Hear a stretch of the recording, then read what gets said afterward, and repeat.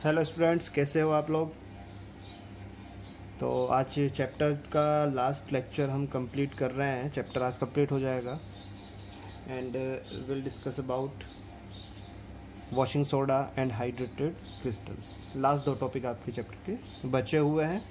इससे पहले आपने सोडियम हाइड्रोक्साइड प्रिपेयर कर लिया, जिसको आपने कॉस्टिक सोडा बोला। ब्लीचिंग पाउडर आपने कंप्लीट कर लिया, बेकिंग सोडा कंप्लीट कर लिया, वॉशिंग सोडा की बात है। उसके बाद हम हाइड्रेटेड क्रिस्टल के बारे में पढ़ते हुए चैप्टर को कंप्लीट करेंगे और उसके बाद आपको मिल जाएगी चैप्टर की डीपीपी, जिसको आप सॉल्व करेंगे। ठीक है, तो यहाँ पर जो है वॉशिंग सोडा जो है उसका फॉर्मूला आपको नज़र आ रहा है Na2CO3.10H2O। ये फिजिकली कम्बिनेशन है NH2O का 1 मॉलिक्यूल ऑफ Na2CO3 के साथ। तो किस तरीके से इसका केमिकल फार्मूला अगर आपको लिखना है तो आप बता सकते, सॉरी केमिकल फार्मूला तो है ही यहाँ, केमिकल नेम इसका अगर को लिखना है आपको, तो कितने molecule water 10 molecule of water are present with Na2CO3, 1 molecule of Na2CO3। तो इसको बोल देंगे आप डेका हाइड्रेटेड। 10 का मतलब होता है डेका। वाटर को हम हाइड्रेटेड की फॉर्म में लिखेंगे तो डेका हाइड्रेटेड सोडियम कार्बोनेट। भाई ये तो अपना सोडियम कार्बोनेट है ही, Na2CO3। उसके अलावा देखो कितने वाटर ऑफ क्रिस्टलाइजेशन यहाँ पर है 10H2O, जिसको हम बोलेंगे डेका हाइड्रेटेड सोडियम कार्बोनेट। इसका केमिकल नेम हो जाएगा। यहाँ पर अभी तक जो है हम हर सॉल्ट को पहले प्रिपेयर कर रहे हैं, फिर उसके बाद उसके कुछ यूजेस हम यहाँ पर कर रहे हैं। प्रिपरेशन करने के लिए देखिए सबसे पहले आपको बेकिंग सोडा, जो कि आपने लास्ट सॉल्ट आपने प्रिपेयर किया है, वही बेकिंग सोडा आपको पहले प्रिपेयर करना होता है। किस तरीके से किया वो सारा मैंने आपको बताया। बेकिंग सोडा से ही आप वॉशिंग सोडा फॉर्म करेंगे। एक्चुअली बेकिंग सोडा जो अपना होता है उसको आप हीट करेंगे।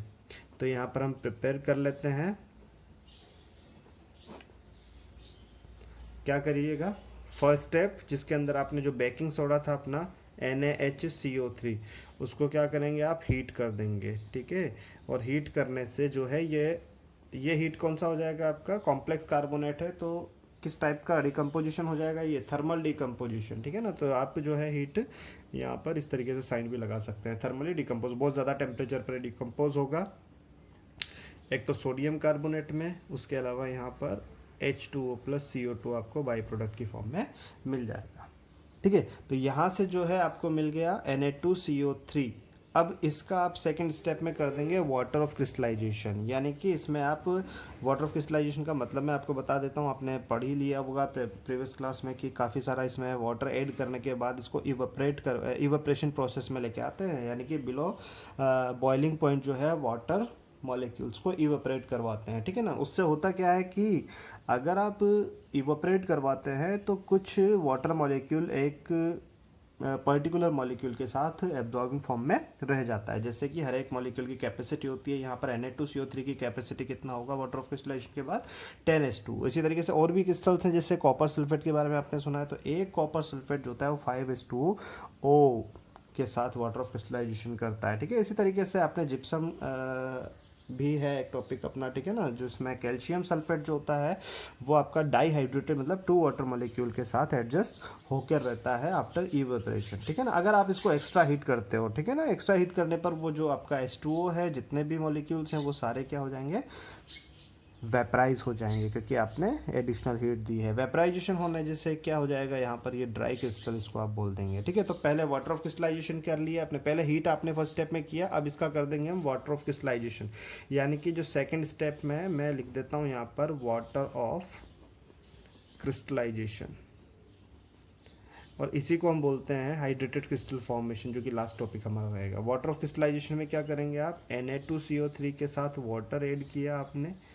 ठीक है, और वाटर जब आप ऐड करेंगे तो 10 मॉलिक्यूल जो होते हैं इवेपरेशन के बाद 10 मॉलिक्यूल फिजिकली कंबाइन हो जाएंगे किसके साथ, Na2CO3 के साथ। ठीक है, और ये आपका बन जाएगा यहाँ पर वॉशिंग सोडा। तो सिंपल, पहले बेकिंग सोडा आपको बनाना होगा, बेकिंग सोडा बनने के बाद ये दो प्रोसेस यहाँ पर अप्लाई हो जाएंगे और आपका बन गया वॉशिंग सोडा। ठीक है, अब यहाँ पर यूजेस की बात कर लेते हैं। यहाँ पर आप इसके लिए स्टेटमेंट लिख ही सकते हैं, कोई दिक्कत नहीं है। क्या लिख दीजिएगा, sodium carbonate can be obtained by heating baking soda then recrystallisation of gives washing soda. ठीक है, तो इस तरीके से 2-3 लाइन्स अपने हिसाब से आप लिख सकते हैं। यूजेस में पहला देखो क्या हो जाएगा, इंडस्ट्रीज़ में यूज़ होता है ये। तो इट यूज्ड इन कौन कौन सी इंडस्ट्री, ग्लास इंडस्ट्री में यूज़ होता है, उसके अलावा सॉप इंडस्ट्री में यूज़ होता है, ठीक है, और उसके अलावा पेपर इंडस्ट्री में भी ये यूज़ हो जाता है, पेपर इंडस्ट्रीज, ठीक है। इसी तरीके से और कहाँ यूज़ हो जाएगा ये, लिख दीजिएगा, it is used in manufacturing of sodium compounds, sodium compound such as borax, borax powder बनाने में यूज़ होता है। बोरेक्स का फॉर्मूला मैं यहाँ पर लिख देता हूँ, Na2B4O7.10H2। ये भी डेकाहाइड्रेटेड होता है, ठीक है, याद रखिएगा डेकाहाइड्रेटेड होता है। तो ये सोडियम डेकाहाइड्रेटेड सोडियम बोरेट इसका नेम हो जाएगा, इसको आप बोरेक्स पाउडर भी बोलते हैं, ठीक है ना। तो इसके फॉर्मेशन के लिए भी ये यूज़ होता है, ठीक है ना। एक्चुअल में इसको सुहागा भी बोलते हैं, कॉमन नेम जो सिंदूर वगैरह होता है, ठीक है ना। तो उसके फॉर्मेशन के लिए आप यहाँ पर यूज़ कर लेते हैं वॉशिंग सोडा को। इसी तरीके से it is used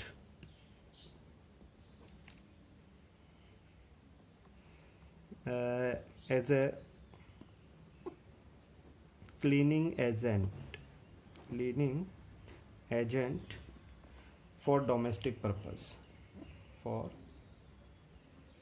domestic purpose, ठीक है ना। इसके सॉल्ट जो होते हैं, वॉशिंग सोडा होता है, आपको पता है ना, क्लीनिंग एजेंट के अंदर ये वॉशिंग सोडा अपना जो होता है, ब्लीच वगैरह जो किया जाता है तो वो तो ब्लीचिंग पाउडर होता है। उसके अलावा आपका जो कपड़े वगैरह धोते हैं या जो अपना क्या बोलते हैं इसको, जो फर्श हुआ करता है, ठीक है ना, उसकी क्लीनिंग के लिए काफ़ी पर्पज़ में, ये हाउस होल्ड पर्पज़ में भी यूज़ हो जाता है, ठीक है। और इसका एक लास्ट और यूज़ लिख लेते हैं, for removing permanent hardness of water. क्या होता है हार्डनेस ऑफ वाटर? भाई जब वाटर के अंदर कैल्शियम और मैग्नीशियम टाइप के आयन प्रेजेंट अगर हैं तो वो वाटर क्या होता है, हार्ड होता है, ठीक है। अब उसमें भी देखो दो टाइप के हार्डनेस, देखो overall calcium and magnesium ion अगर प्रेजेंट हैं वाटर के अंदर तो वो हार्ड वाटर कहलाता है, ठीक है। अब दो टाइप की हार्डनेस होती है, एक तो परमानेंट होता है, एक टेम्पररी होता है। तो टेम्पररी जो वाटर होता है, टेम्पररी हार्डनेस जो होता है वाटर की, वो कब होता है, जब कैल्शियम के बाइकार्बोनेट्स प्रेजेंट होते हैं या मैग्नीशियम के बाइकार्बोनेट्स प्रेजेंट होते हैं, तब वो टेम्परेरी होता है। जबकि कैल्शियम के क्लोराइड, मैग्नीशियम के क्लोराइड, कैल्शियम के सल्फेट, मैग्नीशियम के सल्फेट, कैल्शियम के नाइट्रेट, मैग्नीशियम के नाइट्रेट, ठीक है, हर केस में कैल्शियम और मैग्नीशियम आयन होना ज़रूरी है। लेकिन अगर बाइकार्बोनेट्स हैं तब टेम्परेरी रहेगा, और अगर क्लोराइड्स हैं कैल्शियम मैग्नीशियम के, या फिर अपने क्लोराइड्स हैं, या फिर आपके सल्फेट्स हैं, या फिर नाइट्रेट्स हैं, तो वो परमानेंट हार्डनेस कहलाता है। तो कुछ ट्रीटमेंट करवाया जाता है जिससे उस परमानेंट हार्डनेस को रिमूव किया जा सकता है, ठीक है ना। किसकी हेल्प से? वॉशिंग सोडा की हेल्प से। तो इस तरीके से जो है बच्चों, ये वॉशिंग सोडा के कुछ एग्जाम्पल्स हो गए, यूजेस हो गए।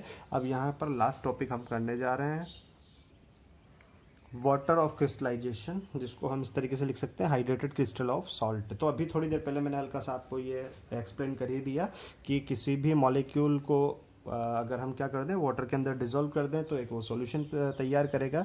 अगर हम उस सॉल्यूशन को इवेपोरेट करवाते हैं, ठीक है ना, इवेपोरेशन का मतलब आप समझते हैं, वेपरेशन एंड इवेपोरेशन में फ़र्क होता है। बिलो बॉइलिंग पॉइंट यानी कि आप सनलाइट की प्रेजेंस में रख देंगे सॉल्यूशन को, तो फिर वो जो सॉल्ट है उससे वाटर मॉलिक्यूल जो होते हैं वो इवेपोरेट हो जाते हैं, ठीक है। और एक क्रिस्टल आपका बचता है जो हाइड्रेटेड होगा, क्योंकि वहाँ पर जो है कम टेम्परेचर जो मिल रहा है इवेपोरेशन के लिए, वो की वजह से क्या हो जाएगा, कुछ वाटर मॉलिक्यूल जो होते हैं वो होल्ड रह जाएंगे उस सॉल्ट के साथ, ठीक है, जिससे वो हाइड्रेटेड सॉल्ट कहलाएगा। और हर मॉलिक्यूल का, हर टाइप के मॉलिक्यूल का अलग अलग कैपेसिटी वाटर ऑफ क्रिस्टलाइजेशन का हो सकता है, ठीक है ना। अभी एग्जांपल भी मैंने बताया, जैसे आपका वॉशिंग सोडा था, वॉशिंग सोडा में 10H2O कैपेसिटी है, कॉपर सल्फेट का 5H2O होता है, आपने बोरेक्स भी देखा उसका 10H2O था।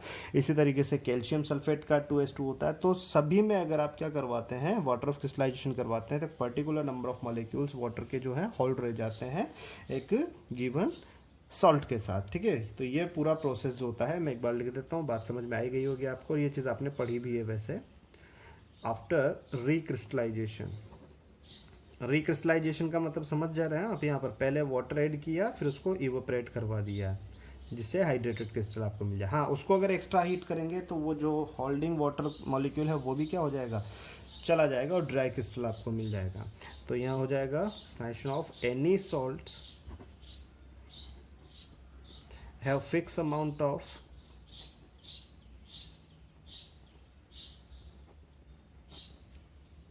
water molecules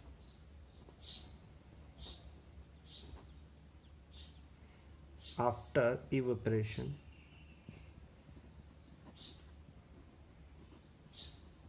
which is noted by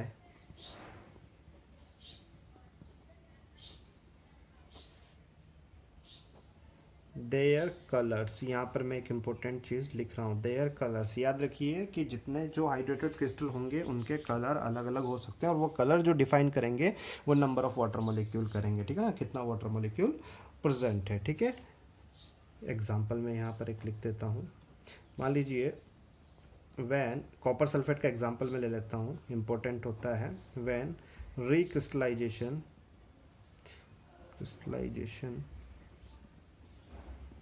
of copper sulphate, copper sulphate का फॉर्मूला CuSO4 होता है, in one formula unit, in one formula unit, एक मॉलिक्यूल मतलब हम यहाँ पर ले रहे हैं। So it's chemical formula become, crystallisation के बाद कितना कितना कैपेसिटी इसका 5H2O का मैंने अभी बताया था, ठीक है। तो ये पेंटा हाइड्रेटेड कॉपर सल्फेट हो जाएगा एंड 5 वाटर मॉलिक्यूल होने की वजह से इसका जो कलर है वो कैसा रहेगा, कलर भी ब्लू कलर इसका क्रिस्टल का नजर आएगा। सोल्यूशन भी ब्लू कलर का ही होता है कॉपर सल्फेट का, आपने देखा होगा लेबोरेटरीज के अंदर। और यहाँ पर अगर आप बात करें तो इसका जो हाइड्रेटेड क्रिस्टल होगा वो भी ब्लू कलर का होगा। अगर आप इसको एक्स्ट्रा हीट कर देते हैं, ब्लू क्रिस्टल मिलने के बाद हीट कर देते हैं, तो ये क्या हो जाएगा, 5 मॉलिक्यूल जो है वो वेपराइज हो जाएंगे और जिसकी वजह से ये ड्राई क्रिस्टल हो जाएगा। और ड्राई क्रिस्टल क्योंकि वाटर मॉलिक्यूल चल गए और वही कलर डिफाइन करते हैं, कलर जो है वो ब्लू से वाइट में आ जाएगा। इस चीज़ को आप याद रखें, ठीक है ना। तो मैं इस चीज़ को भी साथ में लिख देता हूँ एंड कॉमा लगा के आगे बढ़ा देता हूँ एंड या ऐसा लिख देते हैं आफ्टर हीटिंग जो आपका hydrated CuSO4 it becomes dry and its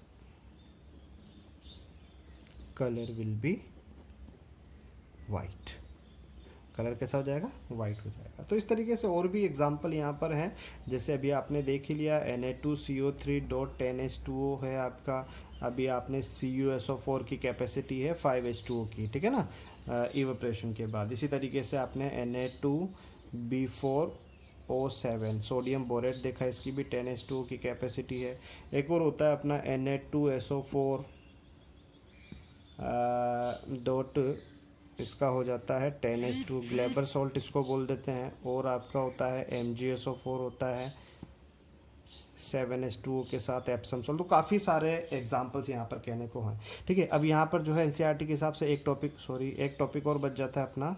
अच्छा, एक और यहाँ पर लिखा नहीं है मैंने, CuSO4.2H2O, ठीक है ना, ये वाला जो है हमें क्लास टॉपिक इसी का एग्जाम्पल है एक्चुअल में, जिसको अपन बोल देते हैं जिप्सम। और जिप्सम से प्लास्टर ऑफ पेरिस का क्या रिलेशन है वो हम देख लेते हैं लास्ट। इसमें यहाँ पर 2 केस हो जाएंगे, एक प्लास्टर ऑफ पेरिस और दूसरा जिप्सम हो जाएगा। ये डिपेंड करता है कि कितना वाटर मॉलिक्यूल होल्ड किया हुआ है, ठीक है ना। तो मैक्सिमम जो कैपेसिटी है मेन जो होता है water of crystallisation calcium sulphate का, वो होता है डाईहाइड्रेटेड, यानी कि 2H2O। जब आप वाटर ऑफ क्रिस्टलाइजेशन करेंगे, जो प्रोसेस करेंगे, तो उसके अंदर आपको क्या मिल जाएगा, CuSO4.2H2O मिल जाएगा, ठीक है। इसके बाद अगर आप इसको एक्स्ट्रा हीट कर देते हैं तो इसमें जो है 1.5, और 1.5 का मतलब बोले हाफ कहाँ से, तो हाफ का मतलब ये नहीं है, इट मीन्स 75% जो वाटर मॉलिक्यूल है वो क्या हो जाएगा, वो वेपराइज हो जाए। हीट कर रहे हैं तो वेपराइजेशन, ठीक है ना, हीट कर रहे हैं तो वेपराइज हो जाएगा और क्या कितना रह जाएगा, हाफ H2O रह जाएगा, ठीक है। हाँ, उससे भी ज़्यादा अगर आपने एक्स्ट्रा हीट दिया है तो फिर ये ड्राई हो जाएगा बिल्कुल, CaSO4, जिसको आप कैल्शियम सल्फेट बोलेंगे। तो फर्स्ट प्रोसेस अगर हम बात करें कि वाटर ऑफ क्रिस्टलाइजेशन के बाद आपको मिलता है जिप्सम, और जिप्सम जो है आपका CaSO4 अगर आप उसको हीट कर देते हैं 373 केल्विन टेम्परेचर पर, तो ये 1.5 यानी कि 75% जो है वाटर मॉलिक्यूल को लूज कर देता है, जिसकी वजह से ये आ जाता है किसमें, हाफ H2O। हाफ H2O को आप बोलते हैं जैसे 1H2O को मोनोहाइड्रेटेड, 2H2O को डाईहाइड्रेटेड, 3 को ट्राईहाइड्रेटेड, ठीक है ना, 10 को डेकाहाइड्रेटेड, उसी तरीके से हाफ को बोलते हैं आप हेमी हाइड्रेटेड।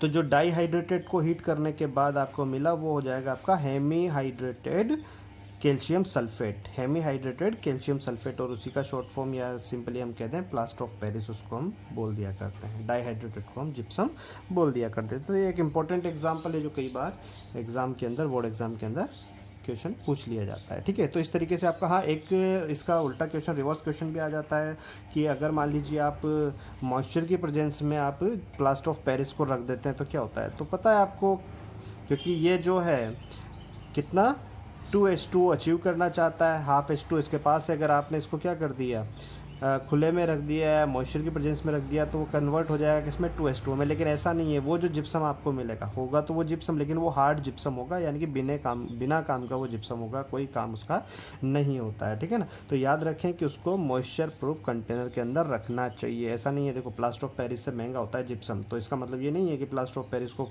खुले में रख दिया, मिल गया जिप्सम, मज़ा आ गया, फ्री में काम हो गया, नहीं, ऐसा नहीं होता है। अगर इस प्रोसेस को आप करवाते हैं तो वो हार्ड जिप्सम बनेगा जो कि यूज़लेस हो जाएगा, ठीक है ना। इसलिए आप हमेशा प्लास्टर ऑफ पेरिस को बचा के रखें। जिप्सम से प्लास्टर ऑफ पेरिस बना सकते हैं, लेकिन प्लास्टर ऑफ पेरिस से जिप्सम बनाना बहुत ही कॉम्प्लिकेटेड होता है, ठीक है। तो इस चीज़ को आप ध्यान रखें। ये हो जाता है आपका चैप्टर कंप्लीट। और बच्चों, इसके बाद रह जाती है इस चैप्टर से रिलेटेड DPP। बहुत अच्छे अच्छे क्वेश्चंस आपको, मल्टीपल चॉइस क्वेश्चंस उसके अंदर मिलेंगे, ठीक है। उसके अंदर आपको जो भी थ्योरी बेस्ड, ठीक है ना, यानी कि हर तरीके से आपके NCERT बेस्ड, और उसके अलावा NTSC बेस्ड जो क्वेश्चंस होंगे इंपॉर्टेंट, बहुत सारी वेराइटीज़ उसके अंदर आपको मिल जाएगी। तो इसके बाद जो है आपको DPPs नेक्स्ट एक वीडियो DPP के लिए, आप उसको पॉज करते करते सारे क्वेश्चंस को सॉल्व करें। कोई दिक्कत है तो पूछ लें, ठीक है।